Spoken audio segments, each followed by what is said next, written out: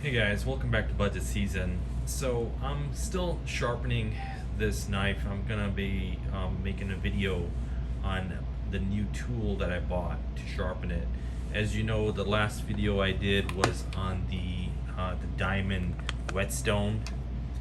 That didn't work out too well because it was too labor intensive. I was rubbing that knife way too much to try to get it sharp, and it still wasn't doing it. So I decided to purchase one of these, and then I attached it to my drill. So I think this is working a little bit better, and I'll show you how it's going so far. It's working well in terms of taking all the imperfections out of the knife and making it nice and shiny. I don't know if it's going to work in terms of the blade and if it's going to make it sharpener, but we can definitely try to see if this works. Okay, so I'm going to be doing that right now. So I have my blade here, and this is the edge that I'm trying to sharpen. This is the dull edge, and as you can see, I've been working on it. It's made it a little bit better in terms of the removing the rust and other imperfections on it, but I'm still gonna continue to work on it and make it a little better.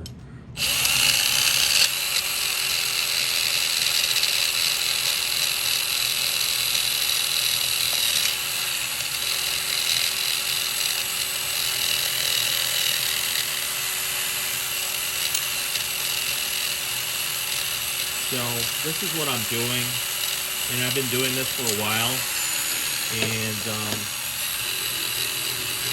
it's working out, but I don't know if it's gonna sharpen it. I'll do a time lapse between now and when it's finished, if it's finished. So it's working well in removing the imperfections, but it still has a long way to go to sharpen that edge. And that's what I'm going to be trying to do.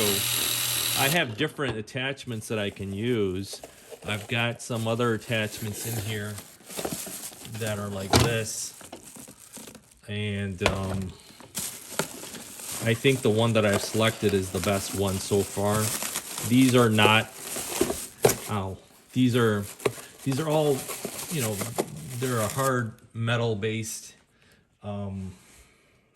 material to remove paint and all that, but I don't know if it's going to work to remove and make it an edge, but that's what I could find, so that's what I'm trying. My diamond whetstone is just too hard. It's taking too much time, so I'm going to continue to do this, and it's looking nicer, right? The blade is looking nicer, but I wanted to have a nice edge on it so I can use it as a carving tool. So we'll continue to work on that.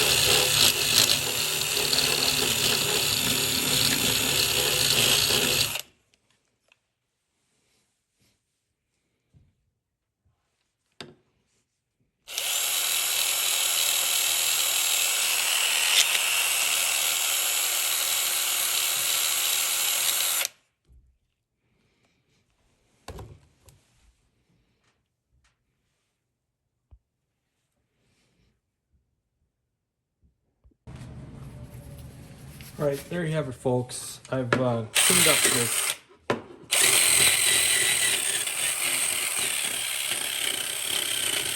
So this is from my World War I Mauser. This is a scabbard on it that had all that metal paint. So I cleaned that up, and I tried to get it as sharp as I could. I can't get any more sharper than this. I'm gonna keep working on it, but I might just have to take it to someone to get it sharp. But I did clean it up. So this was from that World War I Mauser. This is the bayonet that attaches to it, and I've cleaned it up. You know, I removed all the discoloring paint. I cleaned up the scabbard as well, so all the discolored paint is gone, and the handle, I've got the wood exposed a little bit. I might take this down a little bit further and then varnish it or put a stain on it so it looks nicer. But inside I couldn't get into the crevice on that. But most of it, I'm gonna keep working on it and just make it as nice and clean as possible. And I might just take it to someone to get a nice edge on it so I can use it for carving or whatever else. But there you have it. That's the World War I Mauser's bayonet, all cleaned up. All the black paint is gone.